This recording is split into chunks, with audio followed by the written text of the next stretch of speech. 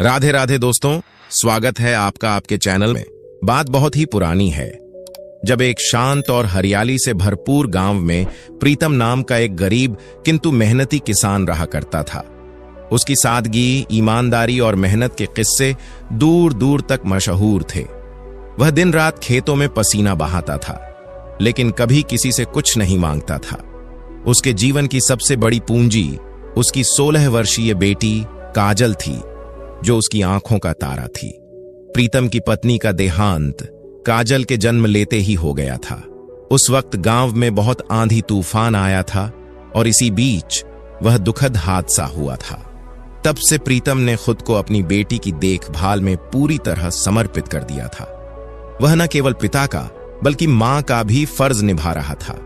उसने काजल को हर दुख सुख से बचाकर पाला, उसके चेहरे पर कभी आंसू तक न आने दिया। काजल एक होशियार, सुंदर और समझदार लड़की थी। वह पढ़ाई में इतनी तेज थी कि गांव के कई लोग उसकी प्रशंसा करते न थकते। प्रीतम ने ठान लिया था कि वह अपनी बेटी को शिक्षित बनाएगा, चाहे उसे इसके लिए कोई भी कीमत क्यों न चुकानी पड़े। जब गांव के स्कूल ने काजल को आगे पढ़ाने में असमर्थता जताई, तो प्रीतम ने मंत्री की बेटी के साथ उसे पढ़ाने के लिए आचार्य जी से विनती की और बदले में उन्हें अपना एक उपजाऊ खेत सौंप दिया। गांव के लोगों को यह बात हजम नहीं हुई। वे कहते, एक गरीब किसान अपनी बेटी को क्या मंत्री की बेटी के साथ पढ़ाएगा? लेकिन प्रीतम ने कभी किसी की परवाह नहीं की। एक दिन की बात है, जब प्रीतम अपने मिट्टी के छोटे से घर में बैठा चूल्हे पर खाना पका रहा था। लकड़ियां चट-चट कर जल रही थीं और धुएं से उसकी आंखें भर आई थीं। तभी उसकी पड़ोसन, जिसे गांव वाले काकी कहकर पुकारते थे, आई और ताना मारते हुए बोली, अरे बेटा प्रीतम, कब तक तू ऐसे ही दिन रात काम में जुटा रहेगा? अब तो तेरी बिटिया भी सयानी हो गई है, खाना पीना उससे बनवा लिया कर, थोड़ा आराम तो मिलेगा तुझे और लड़की को घर का काम भी आ जाएगा। प्रीतम ने गहरी सांस ली और बोला, काकी, मेरी काजल मेरी जान है। मैं उसे मां का प्यार तो नहीं दे पाया, लेकिन पिता की ममता जरूर देना चाहता हूं। मेरी बिटिया की दुनिया किताबों में है और मैं चाहता हूं कि वह एक दिन इतने ज्ञान से भर जाए कि गांव की बेटियों के लिए मिसाल बन जाए। काकी नाक सिकोड़ते हुए बोली, अरे प्रीतम, शिक्षा से आज तक किसी कन्या का भला हुआ है क्या? कल को जब दूसरे घर जाएगी तब तुझे ही ताने सुनने पड़ेंगे कि बाप ने कुछ सिखाया ही नहीं। प्रीतम मुस्कुराया और बोला, काकी, अभी बहुत समय है। मैं नहीं चाहता कि मेरी बेटी सिर्फ चूल्हा चौका जाने। मैं चाहता हूं वह जीवन के बड़े फैसले खुद लेना सीखे। वह दूसरों से नहीं, खुद से कहे कि वह क्या बनना चाहती है। बस आप आशीर्वाद देती रहिए। काकी भुनभुनाते हुए वहां से चली गई, लेकिन उसके जाने के बाद भी प्रीतम के मन में कहीं न कहीं यह बात चुभ गई। अगली सुबह जब काजल ने देखा कि उसके पिता फिर खाना बना रहे हैं, तो वह धीरे से उनके पास आई और बोली, पिताजी, गांव वाले जो कह रहे हैं वो शायद कुछ हद तक सही हैं। मैं अब बड़ी हो गई हूं और मुझे भी खाना बनाना आना चाहिए। प्रीतम ने उसके सिर पर हाथ फेरते हुए कहा, बिटिया, तू बस अपने मन को पढ़ाई में लगाए रख। आचार्य जी जो भी सिखाएं वही तेरे लिए सबसे बड़ा काम है।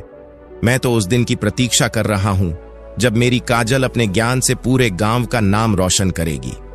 काजल मुस्कुराते हुए बोली, हां बापू, यह भी कोई कहने की बात है।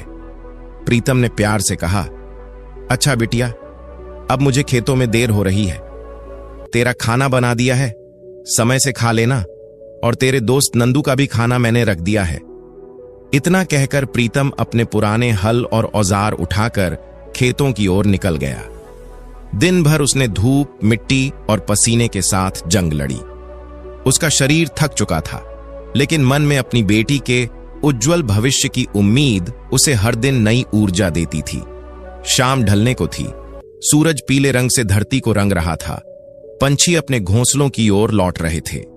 उसी समय जब प्रीतम अपने घर की ओर वापसी कर रहा था, तो अचानक रास्ते में एक सांप आ गया, लेकिन प्रीतम को वह दिखाई न दिया और अनजाने में प्रीतम ने उसके ऊपर पांव रख दिया। सांप ने प्रीतम को काट लिया। अचानक हुए इस दर्दनाक हमले से प्रीतम कुछ देर तक सड़क के किनारे छटपटाता रहा। उसका चेहरा पीला पड़ गया था, आंखें फटी की फटी रह गई थीं और वह दर्द से तड़पता हुआ जमीन पर गिर पड़ा। उसने किसी तरह आवाज लगाने की कोशिश की, पर उसकी आवाज गले में ही अटक गई। कुछ ही पलों में विष ने पूरे शरीर में अपना असर दिखा दिया और प्रीतम वहीं ढेर हो गया। गांव के कुछ लोग जो पास ही के खेतों से लौट रहे थे, उन्होंने उसे तड़पते देखा। वे दौड़ते हुए वहां पहुंचे और घबरा कर चिल्लाने लगे, अरे भाइयों, जल्दी आओ, प्रीतम को सांप ने काट लिया है। पर जब तक कोई कुछ कर पाता, तब तक बहुत देर हो चुकी थी। प्रीतम अब इस दुनिया में नहीं रहा। उसकी सांसें थम चुकी थीं। लोगों ने अफसोस जताते हुए कहा, अरे यह तो मर गया। हे भगवान, यह क्या हो गया? अचानक ऐसा कैसे हो गया? इसका जीवन तो पहले ही कठिनाइयों से भरा था। बीवी तो इसकी पहले ही चल बसी थी और अब खुद भी नहीं रहा। लोगों की भीड़ जुटने लगी। कुछ लोग भागते हुए उसके घर की ओर गए ताकि काजल को इस दुखद समाचार की सूचना दी जा सके। कुछ ने उसके मृत शरीर को बड़े सलीके से उठाया और दुखी मन से उसके घर ले आए। रास्ते में हर कोई यही सोच रहा था कि अब उसकी अकेली बिटिया काजल का क्या होगा। जब काजल ने अपने पिता की निर्जीव देह देखी तो वह जोर जोर से रोने लगी। वह चिल्ला रही थी, पिताजी, आप मुझे अकेला छोड़कर कहां चले गए? अब मैं इस बेरहम दुनिया में अकेले कैसे जीऊंगी? आपके सिवा तो मेरा और कोई नहीं है। मैं किससे कहूं कि मैं दुखी हूं? कौन होगा अब मेरा अपना? उसकी चीखें दिल को चीर देने वाली थीं। तभी एक 7 साल का नन्हा बच्चा नंदू धीरे धीरे उसके पास आया। उसके कपड़े मैले थे, बाल बिखरे हुए थे, लेकिन आंखों में सच्चा अपनापन था। उसने काजल की ओर देखा और मासूमियत से बोला, दीदी, तू अकेली नहीं है।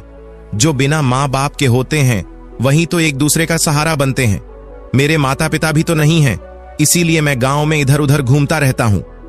नंदू की बात सुनकर काजल की आंखों से और भी आंसू बहने लगे, लेकिन इस बार उन आंसुओं में थोड़ा सा सहारा भी था। वह बोली, नंदू, आज से इस गांव में एक नहीं बल्कि 2 नंदू होंगे और हम दोनों एक दूसरे का सहारा बनेंगे। असल में नंदू एक अनाथ बालक था जो गांव की गलियों में भटकता रहता था। कोई उसे कभी खाना दे देता तो कभी किसी के दरवाजे के बाहर सो जाता, लेकिन काजल को उससे बहुत लगाव था। वह हमेशा नंदू को बुलाकर खाना खिलाती, कभी अपने कपड़े भी उसके साथ बांट लेती। वह उसे छोटा भाई मानती थी। काजल ने उस छोटे बच्चे का हाथ कसकर पकड़ लिया और नम आंखों से बोली, अब हम दोनों साथ रहेंगे, चाहे कुछ भी हो जाए। मैं तुम्हारा सहारा बनूंगी और तू मेरा। नंदू ने भी बाल सुलभ मुस्कान के साथ कहा, दीदी, आप तो पहले से ही मेरा सहारा हो। आप मुझे रोज खाना जो खिलाती हैं, अब मैं आपका सहारा बनूंगा। मैं आपकी रक्षा भी करूंगा। गांव के कुछ लोग चुपचाप यह दृश्य देख रहे थे। उनके दिल भी द्रवित हो गए थे। उन्होंने मिलकर प्रीतम का अंतिम संस्कार पूरे विधि विधान से कर दिया। लेकिन उसके बाद गांव में एक नई चिंता जन्म ले चुकी थी। अब प्रीतम की बेटी का क्या होगा? गांव में एक पंचायत बुलाई गई। चबूतरे पर सब लोग इकट्ठा हुए।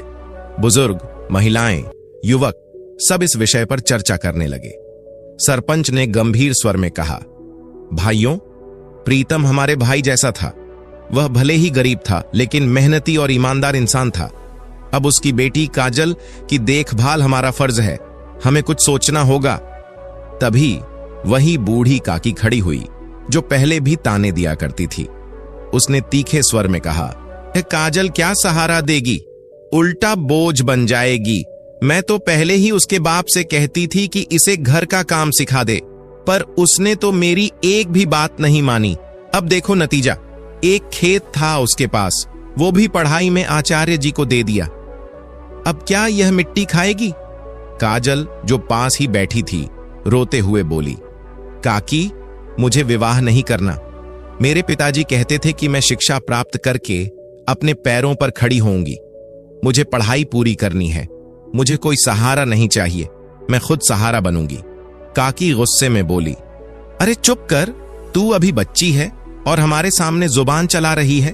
तेरे पिता हम सब पर तेरी जिम्मेदारी छोड़ गए हैं। अब हम ही निभा रहे हैं वह जिम्मेदारी। एक सज्जन व्यक्ति जो अब तक चुप था उठा और बोला, काजल ठीक कह रही है, अभी वह छोटी है। 16 साल की उम्र कोई विवाह की नहीं होती। उसे अभी पढ़ने दो, उसकी इच्छा का सम्मान करो। काकी ने घूरते हुए कहा, तो क्या तू पालेगा इसे? आजकल महंगाई इतनी है कि अपने बच्चों का पेट भरना मुश्किल है और तू पराई लड़की को पालने की बात कर रहा है।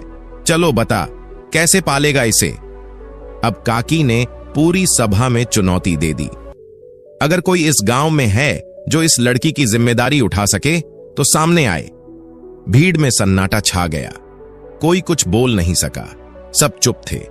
तभी एक आदमी ने धीरे से कहा, ठीक है काकी, तुम ही ठीक हो, काजल का विवाह करवा देना चाहिए। वैसे भी अब वह छोटी नहीं है, 16 साल की हो गई है। तभी एक औरत वहां पर खड़ी हुई और कहने लगी, मेरा बेटा रमेश काजल से शादी करेगा, लेकिन तुम्हारा बेटा तो हमेशा शराब के नशे में धुत रहता है और काजल अभी 16 साल की है, जबकि तुम्हारा बेटा 40 का है। यह तो पूरी तरह से बेमेल विवाह होगा, एक बुजुर्ग ने आक्रोश के साथ कहा। काकी ने उसकी बात को अनसुना करते हुए झल्लाकर जवाब दिया, अरे अब कोई राजकुमार थोड़ी ही आएगा इसे ब्याहने। जो मिल रहा है उसी को भगवान का प्रसाद समझो।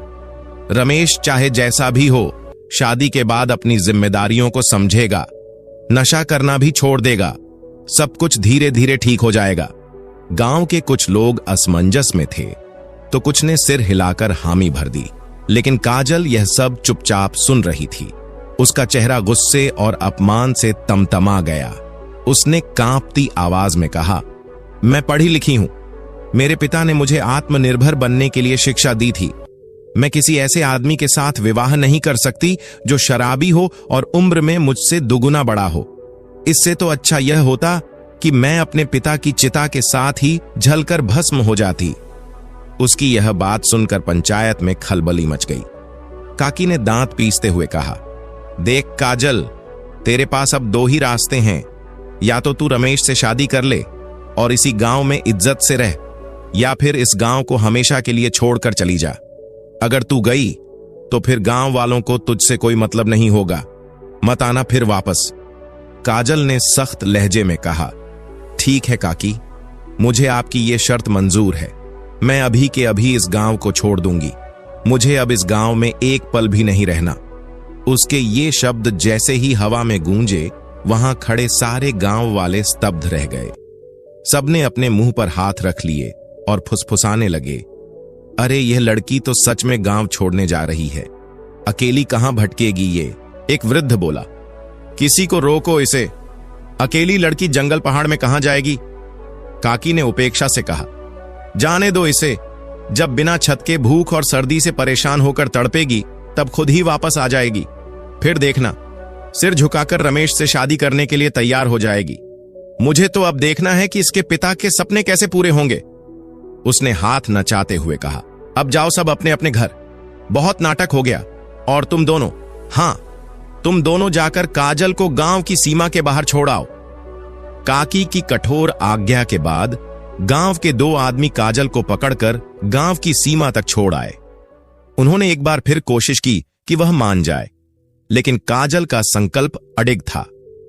वह पीछे मुड़े बिना आगे बढ़ती रही। तभी नंदू, जो सब कुछ छिपकर देख रहा था, दौड़ता हुआ काजल के पास आ गया। उसकी आंखों में आंसू थे और चेहरे पर घबराहट। उसने काजल का हाथ थाम लिया और बोला, दीदी, मुझे भी अपने साथ ले चलो। इस गांव में सिर्फ आप ही तो थीं जो मुझे रोज खाना देती थीं। आपने मुझे कभी पराया नहीं समझा। अब आप नहीं होंगी तो मैं किसके पास जाऊंगा। काजल का दिल भर आया। उसने नंदू के सिर पर हाथ फेरा, फिर उसका हाथ थामा और बोली, आओ नंदू, हम दोनों साथ चलेंगे। अब हमारी राहें एक हैं। हम एक दूसरे का सहारा बनेंगे, चाहे रास्ता कितना भी मुश्किल क्यों ना हो। अब वे दोनों एक अनजान सफर पर चल पड़े। सूरज ढल रहा था और चारों ओर धुंधलका फैल रहा था, परंतु उनके सामने कोई मंजिल नहीं थी। वे दोनों एक ही सवाल से जूझ रहे थे, अब जाए तो जाए कहां। कुछ ही दूर चले होंगे कि अचानक काले बादल छा गए और तेज बारिश शुरू हो गई। बिजली कड़कने लगी और आकाश की गर्जन से धरती कांप उठी। नंदू डरकर काजल से चिपक गया और कांपते हुए बोला, दीदी, मुझे बहुत डर लग रहा है। ये बिजली बहुत तेज है। क्या यह बारिश जल्दी बंद हो जाएगी? काजल ने उसे गले लगाते हुए कहा, डरो मत नंदू, बस थोड़ी देर में बारिश बंद हो जाएगी। हम किसी पेड़ के नीचे रुक जाते हैं। बारिश कुछ ही देर में कम हो गई, लेकिन जमीन कीचड़ से भर चुकी थी। दोनों एक पुराने पीपल के पेड़ के नीचे बैठ गए। ठंडी हवा चल रही थी और उनका शरीर कांप रहा था। न उनके पास ओढ़ने के लिए कुछ था, न ही पहनने को सूखा कपड़ा। नंदू ने कांपती आवाज में कहा, दीदी, मुझे बहुत ठंड लग रही है और भूख भी लगी है। हमने बहुत देर से कुछ नहीं खाया। हम कहां जा रहे हैं दीदी? काजल ने नंदू को अपनी गोद में लेते हुए आकाश की ओर देखा। उसकी आंखों से आंसू बह रहे थे। वह धीमे स्वर में बोली, नंदू, यह तो मुझे भी नहीं पता कि हम लोग कहां जा रहे हैं। गांव वालों ने हमें गांव से निकाल दिया है। अब हम दोनों कहां जा सकते हैं? अब हम दोनों यहीं सड़क पर रहेंगे, काजल ने नंदू से कहा। उस समय रात घिर चुकी थी और अंधकार ने पूरे वातावरण को अपनी चादर में लपेट लिया था। ठंडी हवाएं चल रही थीं और कभी कभार बिजली भी चमक उठती थी, जिससे नंदू डर कर सिमट जाता था। काजल पूरी रात उसे समझाने की कोशिश करती रही, उसे बहलाने और शांत रखने की पूरी कोशिश करती रही, मगर जिस उम्र में नंदू को मां के आंचल की जरूरत थी, उस उम्र में वह खुले आसमान के नीचे बारिश से भीगे कपड़ों में कांप रहा था। उसके गीले कपड़ों के कारण वह ढंग से सो भी नहीं पा रहा था। वह बार बार ठंड से सिसक उठता, लेकिन फिर काजल की गोद में सिर रखकर चुप हो जाता। पूरी रात बीत गई, मगर काजल की आंखों में नींद का एक कतरा भी नहीं आया। एक ओर अपने छोटे भाई की चिंता, दूसरी ओर अपने भविष्य का अंधकार। उसका मन अशांत था। ऊपर से जंगली जानवरों की डरावनी आवाजें जैसे किसी अनहोनी का संकेत दे रही थीं और काजल की हिम्मत धीरे धीरे जवाब दे रही थी। सुबह की पहली किरण के साथ ही पास की सड़क से घोड़ों की टापों की आवाज सुनाई दी। वह कोई आम रास्ता नहीं था, बल्कि राज्य का मुख्य मार्ग था, जहां से अक्सर राजा की सवारी निकलती थी। इस बार भी राजा अपनी सवारी के साथ उसी मार्ग से गुजर रहे थे। उनके साथ कुछ मंत्री, सैनिक और सेवक भी थे। राजा ने दूर से ही सड़क किनारे बैठे काजल और नंदू को देखा। दोनों की हालत बेहद दयनीय थी। राजा ने हाथ उठाकर अपनी सवारी रुकवाई और अपने घोड़े से नीचे उतरते हुए कहा, तुम दोनों यहां इस तरह क्यों बैठे हो? कौन हो तुम? चलो अपने अपने घर जाओ। राजा की आवाज में अधिकार तो था, मगर जब उसकी नजर काजल के मुरझाए चेहरे और नंदू की कांपती देह पर पड़ी, तो उसका हृदय पिघल गया। उसने काजल के पास आकर पूछा, तुम ऐसे रो क्यों रही हो? जो भी बात है मुझसे कहो। मैं इस राज्य का राजा हूं और तुम्हारी सहायता करना मेरा धर्म है। काजल ने सिर झुकाकर धीमे स्वर में कहा, महाराज, मेरा नाम काजल है और यह मेरा छोटा भाई नंदू है। हमारे अपने गांव ने हमें बेघर कर दिया। हमें वहां से निकाल दिया गया है। अब हमारे पास न घर है न कोई सहारा। राजा ने उसकी आंखों में झांका और कहा, तुम घबराओ मत, सारी बात मुझे विस्तार से बताओ। फिर काजल ने अपने गांव की सारी कहानी, रमेश से विवाह का दबाव, काकी की शर्त और गांव से निकाले जाने तक की सारी घटनाएं एक एक करके राजा को बता दी। राजा ने सब कुछ ध्यान से सुना और उसकी आंखों में करुणा आ गई। उसने तुरंत अपने सेवकों से कहा, इन दोनों को रथ में बिठाओ, हम इन्हें महल ले जाएंगे। राजा अपने वचन का पक्का था। उसने काजल और नंदू को अपने साथ महल में ले जाकर सबसे पहले उन्हें गर्म कपड़े और भोजन दिलवाया। फिर काजल से कहा, काजल, अब तुम इस महल में रहोगी। हमारी महारानी के लिए एक दासी की आवश्यकता थी और ईश्वर ने तुम्हें हमारे पास भेजा है। तुम आज से रानी की दासी बन जाओगी। चिंता मत करो, तुम्हें यहां कभी किसी बात की कमी नहीं होगी। काजल ने भावुक होते हुए कहा, महाराज, आपने हमें न सिर्फ सिर छुपाने की छत दी, बल्कि जीने की एक नई उम्मीद भी दी है। मैं आपकी सदा आभारी रहूंगी। राजा ने मुस्कुराकर कहा, यह मेरा कर्तव्य है काजल। मैं इस राज्य का रक्षक हूं और मेरे राज्य में कोई भी दुखी या बेसहारा नहीं रह सकता। फिर राजा वहां से चला गया। समय बीतता गया और काजल महल के कार्यों में व्यस्त हो गई। उसे रानी के कक्ष की देखभाल का कार्य सौंपा गया। वह पूरी निष्ठा और लग्न से काम करती, लेकिन मन में हमेशा नंदू की चिंता बनी रहती। एक दिन जब वह रानी के कक्ष की सफाई कर रही थी, रानी ने उसकी ओर देखते हुए पूछा, काजल, क्या सफाई के अलावा तुम कुछ और भी कर सकती हो? काजल ने झिझकते हुए उत्तर दिया, महारानी जी, मुझे पता है कि मैं अभी सफाई का काम ढंग से नहीं कर पा रही हूं, लेकिन मैं जल्द ही इसमें दक्ष हो जाऊंगी। इसके अलावा मैं आपको कहानियों की किताबें, युद्ध और धर्म की किताबें पढ़कर सुना सकती हूं। रानी यह सुनकर चौंक गई। उसने आश्चर्य से पूछा, क्या तुम किताबें पढ़ सकती हो, काजल? काजल ने सिर हिलाते हुए कहा, हां महारानी जी, मुझे पढ़ना आता है। मेरे पिताजी शिक्षित थे और उन्होंने मुझे भी हर तरह की किताबें पढ़ना सिखाया था। ऐसी कोई किताब नहीं है जिसके बारे में मैं ना जानती हूं। रानी की आंखों में कौतूहल चमक उठा। उसने मुस्कुराकर कहा, अरे वाह काजल, यह तो बहुत ही अच्छी बात है। पहली बार सुना है कि किसी गांव की लड़की इतनी शिक्षित भी हो सकती है। फिर उसने थोड़ी देर चुप रहकर पूछा, क्या यह नंदू तुम्हारा सगा भाई है? काजल थोड़ी हैरानी से बोली, हां, पर आपने ऐसा क्यों पूछा महारानी जी? क्या आपको वह मेरा सगा भाई नहीं लगता? रानी ने मुस्कुराकर कहा, नहीं नहीं, ऐसी कोई बात नहीं है। मुझे तो वह बहुत ही अपना सा लगता है। बहुत प्यारा है ना वह। बहुत जल्दी मैं उसको पसंद भी करने लगी हूं। काजल ने मुस्कुराते हुए कहा, हां महारानी जी, और अब तो महल में नया राजकुमार भी आने वाला है, तो शायद इसलिए आपको नंदू और भी ज्यादा प्यारा लगने लगा है। रानी भी मुस्कुराई, हां काजल, यह भी हो सकता है। और फिर कुछ दिन ऐसे ही बीतते गए। महल में सब कुछ सामान्य प्रतीत हो रहा था, लेकिन फिर एक सुबह कुछ अलग ही हुआ। अचानक महल के शांत वातावरण को एक बच्चे के रोने की आवाज ने चीर दिया। पूरे महल में हड़कंप मच गया। दाई मां, जो अभी अभी रानी के कक्ष से बाहर निकली थी, घबराई हुई हालत में दौड़ती हुई आई और तेज आवाज में बोली, महाराज, महाराज, हमें क्षमा कीजिए, लेकिन इस बार हम इस बच्चे को नहीं बचा पाएंगे। राजा, जो अपने कक्ष में थे, दौड़कर दाई मां के पास आए और चिंतित स्वर में बोले, यह तुम क्या कह रही हो दाई मां? ऐसा मत कहो। यह हमारा दूसरा पुत्र है। इससे पहले भी हमने अपना एक बेटा खो दिया है।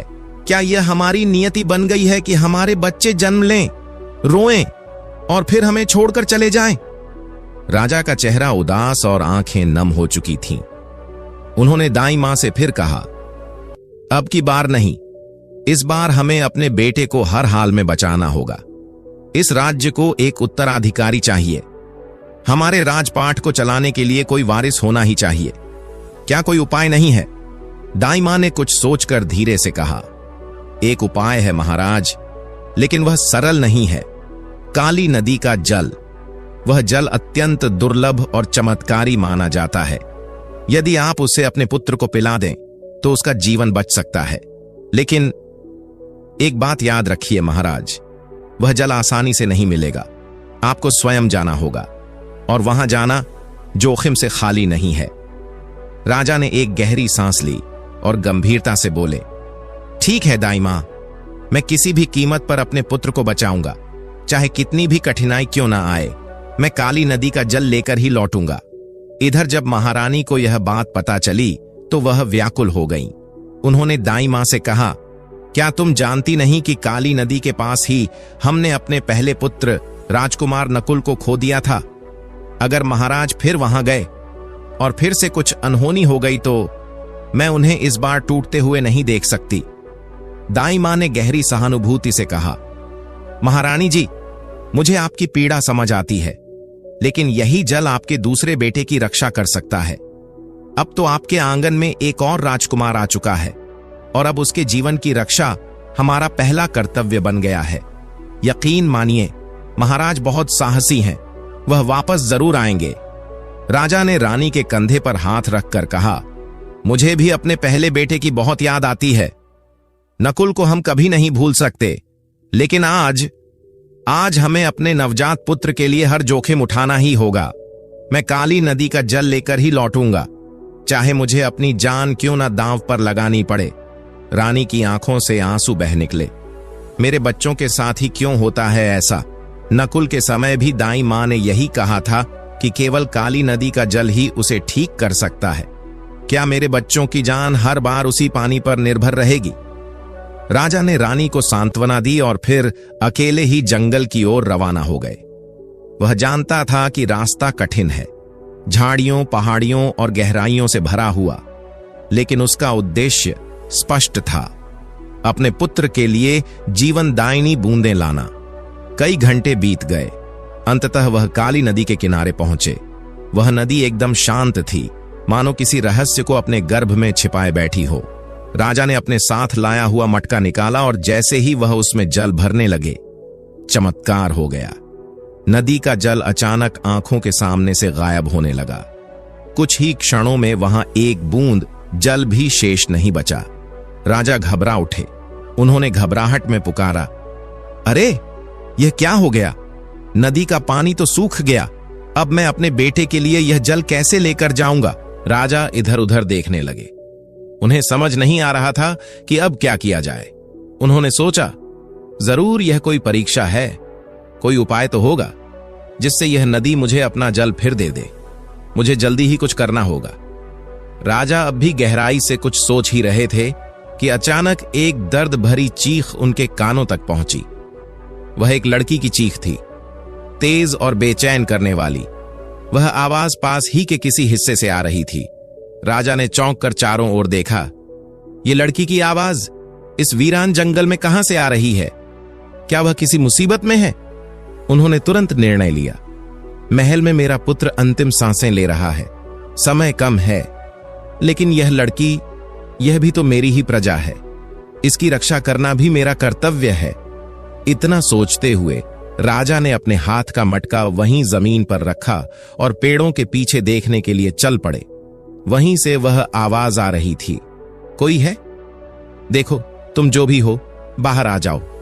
मैं यहां का राजा हूं और मैं तुम्हारी सहायता करूंगा। मुझसे डरने की कोई आवश्यकता नहीं है, राजा ने ऊंची आवाज में कहा। तभी एक पेड़ के पीछे से धीरे धीरे किसी के कदमों की आहट सुनाई दी और फिर सामने आई काजल। राजा चौंक पड़े। अरे यह तो काजल है। काजल थोड़ा झिझकते हुए बोली, माफ कीजिए महाराज, मैंने आपकी और महारानी जी की सारी बातें सुन ली थीं, वह काली नदी वाले जल के बारे में।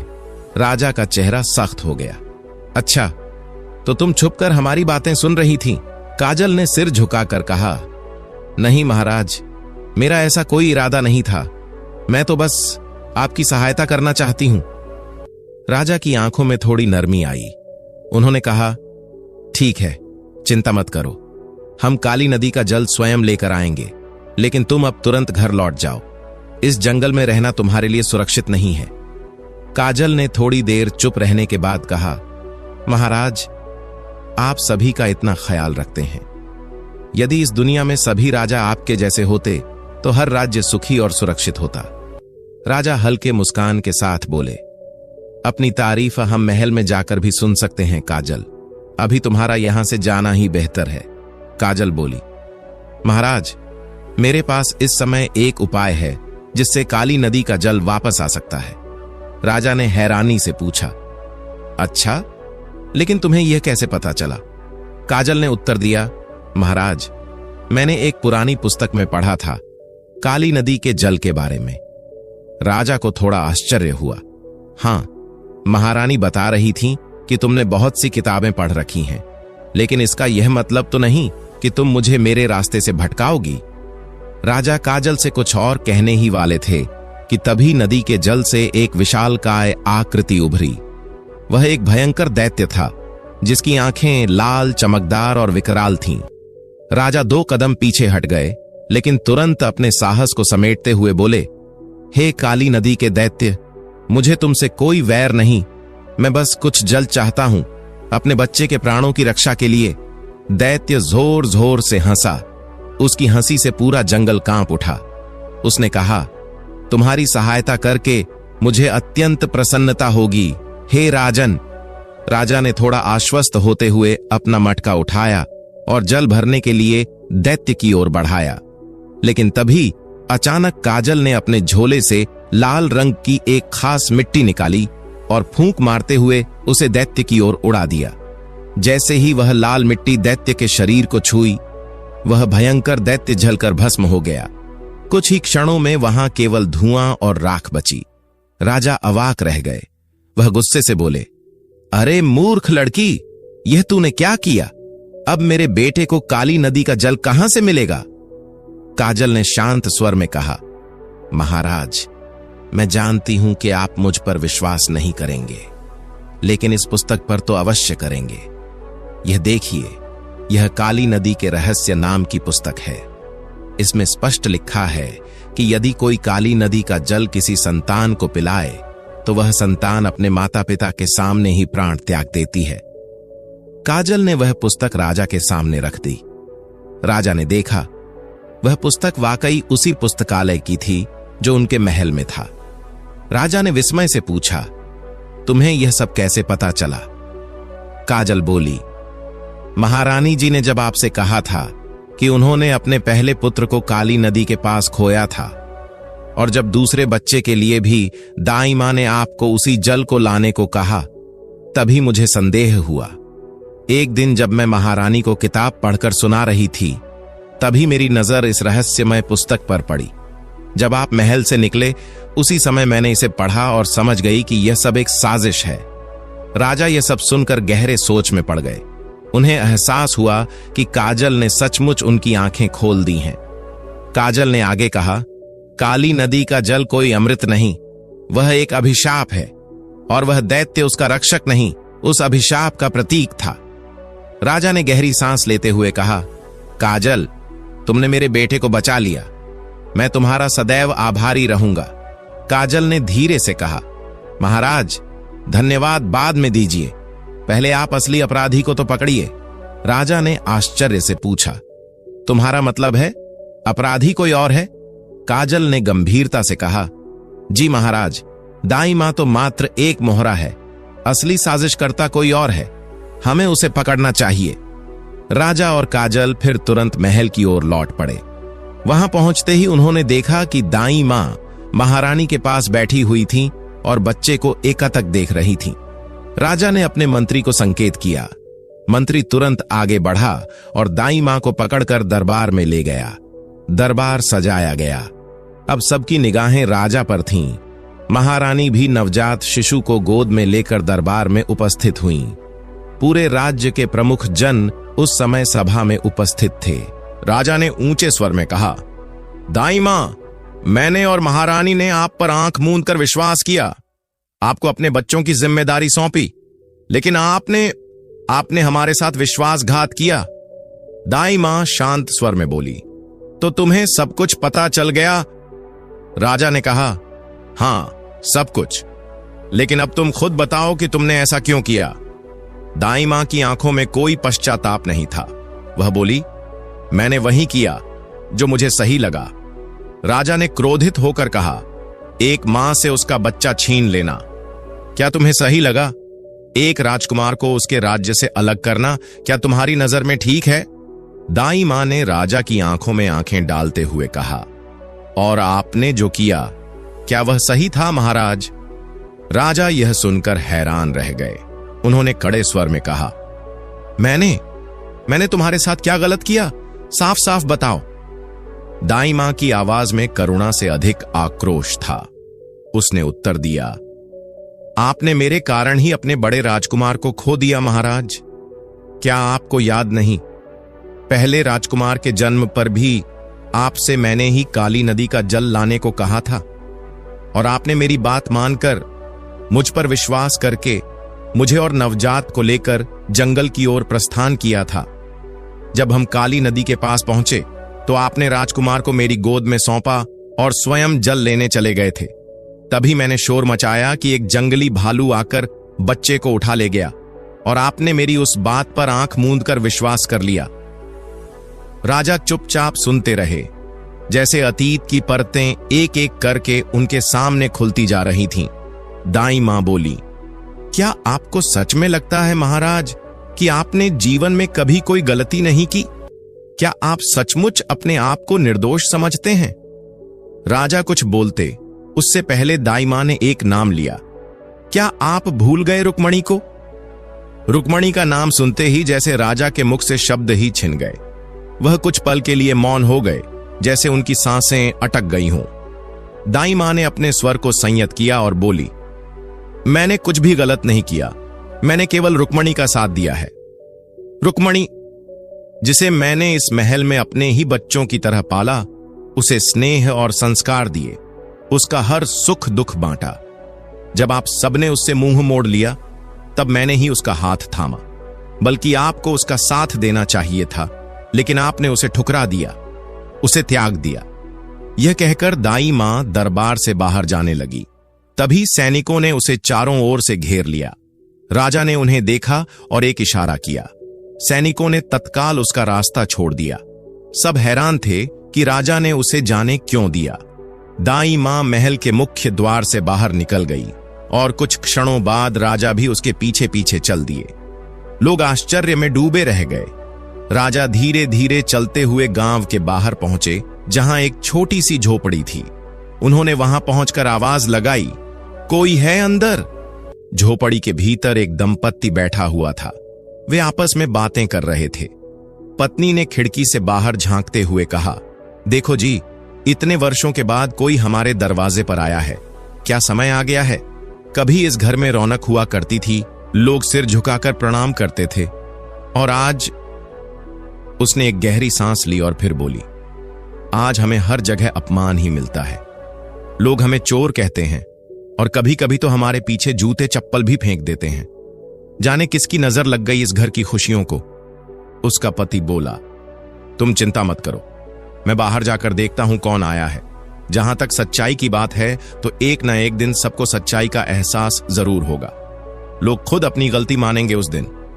वह आदमी बाहर आया और जैसे ही उसने द्वार खोला, सामने राजा को खड़ा पाया। राजा! वह चौंक गया। राजा ने गंभीर स्वर में पूछा, जयचंद, क्या रुक्मणी अंदर है? मुझे उससे बात करनी है। राजा की आवाज सुनकर रुक्मणी भी बाहर आ गई। उसने राजा को देखा तो उसकी आंखें भर आईं, लेकिन उसके शब्द दृढ़ थे। तुम इतने वर्षों बाद यहां क्यों आए हो महाराज? क्या लेने आए हो? उसने पूछा। राजा ने कुछ कहने के लिए होंठ खोले, लेकिन रुक्मणी ने बिना रुके कहना जारी रखा, मैंने तो पहले ही अपना सब कुछ तुम्हें सौंप दिया था। अब देने को मेरे पास कुछ नहीं बचा। मेरे पास अब बस मेरी एक बेटी है, जो अभी केवल 4 महीने की है। उसकी आंखें नम हो गईं, लेकिन उसकी आवाज अब भी स्थिर थी। मैं उसे दिन रात पानी पिलाकर पाल रही हूं। मेरे पति दिन रात मेहनत करते हैं, फिर भी उन्हें कोई 4 पैसे तक नहीं देता। जो भी काम करते हैं, उसके बदले में हमें 2 रोटियां फेंक कर दे दी जाती हैं, और वही रूखी सूखी हम पानी में भिगो कर खा लेते हैं। रुक्मणी की बात सुनकर राजा कुछ पल के लिए स्तब्ध रह गए। उनका मन ग्लानि और पश्चाताप से भर उठा। राजा ने एक लंबा श्वास लिया और अपने भीतर के सारे भावों को समेटते हुए कहा, रुक्मणी, तुम्हारी बेटी जो दूध की जगह पानी पी रही है, उसके इस हालात की जिम्मेदारी केवल मेरी है। मैं ही हूं उस मासूम की इस हालत का दोषी। अगर उस दिन मैंने तुम पर चोरी का झूठा आरोप लगाकर तुम्हें महल से बाहर न निकलवाया होता, तो आज शायद ये दिन नहीं देखना पड़ता। आज मैं जिस दुख और पश्चाताप की आग में जल रहा हूं, वह सब मेरे ही कर्मों की सजा है। उन्होंने आगे कहा, सच कहूं तो समय ने मुझे मेरी हर गलती की सजा दी है। मैंने तुम्हारा सम्मान छीना, तुम्हारे जीवन को अंधेरे में ढकेल दिया, लेकिन अब मुझे सब समझ आ गया है। मुझे माफ कर दो। रुक्मणी, चलो महल लौट चलो। मैं सबके सामने सच बोलूंगा कि तुम ही इस राज्य की सच्ची अधिकारी हो। यह सिंहासन तुम्हारा है, तुम्हारे पिता का था। मैं तो बस एक छलिया था। राजा का स्वर कांपने लगा। उनकी आंखों से पश्चाताप के आंसू छलक आए। मैं केवल 9 साल का था जब मेरे पिता का देहांत हुआ। मेरी मां मुझे लेकर महल आई थी। तुम्हारे पिता, जो मेरे मामा भी थे, उन्होंने मुझे संतान की तरह पाला, मुझे शिक्षा दी, संरक्षण दिया। लेकिन मेरे मन में धीरे धीरे उनके सिंहासन का लालच घर कर गया। मैंने वह पाप किया जिसकी आग ने मुझे अंदर ही अंदर भस्म कर दिया। मैंने ही अपने मामा की हत्या करवाई थी। रुक्मणी और जयचंद दोनों आश्चर्य में डूब गए। राजा रुके नहीं, उन्होंने आगे कहा, उस पाप को छिपाने के लिए मैंने प्रजा के लिए दिन रात कार्य किए। मैंने लोगों की सेवा की, गरीबों को सहारा दिया, ताकि वे मुझसे प्रेम करें और मेरी सच्चाई पर कभी प्रश्न न उठाएं। लेकिन उस अपराध का बोझ मेरी आत्मा से कभी उतरा ही नहीं, और इसीलिए मैंने निश्चय किया कि जीवन भर असहायों की सेवा करूंगा। शायद इससे मुझे माफी मिल सके। मामा जी का भी यही सपना था। राजा ने रुक्मणी की ओर देखा। अब तुम्हें मेरी सच्चाई पता चल गई है। मुझे मेरी भूल का एहसास हो गया है। मैं तुम्हें सब कुछ लौटा दूंगा, बस तुम मेरे साथ महल चलो। रुक्मणी कुछ पल चुप रही, फिर धीमे स्वर में बोली, अब सब कुछ बदल चुका है महाराज। मेरी जिंदगी के अब कुछ ही दिन शेष हैं। मैं लौटकर क्या करूंगी महल जाकर? तुमने जो किया उसकी सजा तुम भुगत चुके हो, और मैंने भी। इसके बाद रुक्मणी ने एक और रहस्य का पर्दाफाश किया। वह बोली, तुम्हारे बड़े बेटे को मैंने ही दाई मां से लेकर गांव में छोड़ दिया था।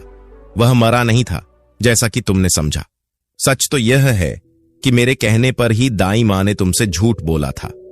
मैंने उसे दाई मां से लेकर गांव के एक गरीब घर में छोड़ दिया था, ताकि वह अनाथों जैसी जिंदगी जिए। राजकुमार होकर भी वह दर दर की ठोकरें खाए, लोगों से तिरस्कार सहे, एक एक टुकड़े के लिए तरसे, ताकि उसे उस पीड़ा का एहसास हो जो तुमने मुझे दी थी। उसने एक गहरी सांस ली और कहा, लेकिन किस्मत को कुछ और ही मंजूर था। वह बच्चा काजल से मिल गया और वह उसे वापस महल ले गई। मैंने जो भुगता, मैंने उसका बदला ले लिया। राजा ने अविश्वास भरे स्वर में पूछा, तो क्या नंदू ही मेरा बड़ा राजकुमार है? रुक्मणी ने सिर हिलाकर हां में जवाब दिया। राजा की आंखों में चमक आ गई और उन्होंने भावुक होकर कहा, मेरे दोनों राजकुमार जीवित हैं। हे ईश्वर, तू कितना दयालु है। राजा ने रुक्मणी की ओर बढ़ते हुए कहा, रुक्मणी, तुम महल लौट चलो। मैं जानता हूं कि तुम अब नहीं जाना चाहती, पर तुम्हारी बेटी के भविष्य के लिए क्या तुम यह कदम नहीं उठा सकती हो?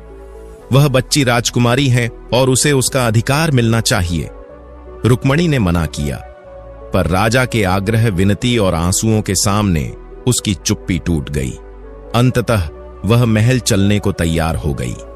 राजा रुक्मणी और जयचंद को लेकर महल लौटे। जब महल में सबके सामने राजा ने सारी सच्चाई उजागर की, तो लोग स्तब्ध रह गए।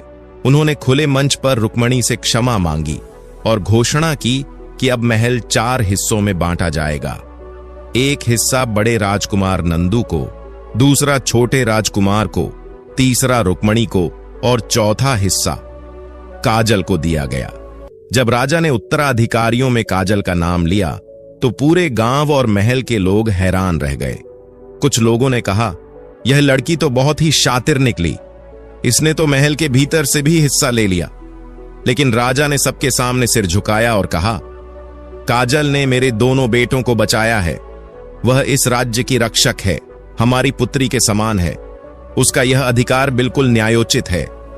इसके बाद राजा ने पूरे राज्य के सामने रुक्मणी से हाथ जोड़कर क्षमा याचना की और काजल को आदर पूर्वक प्रणाम किया, और फिर सब मिलकर एक साथ उसी महल में हंसी खुशी रहने लगे। तो दोस्तों, अगर आपको आज की कहानी अच्छी लगी तो चैनल को सब्सक्राइब करके हमें सपोर्ट कर दीजिए और कमेंट्स में राधे राधे लिखना ना भूलना। फिर मिलते हैं एक नई कहानी के साथ।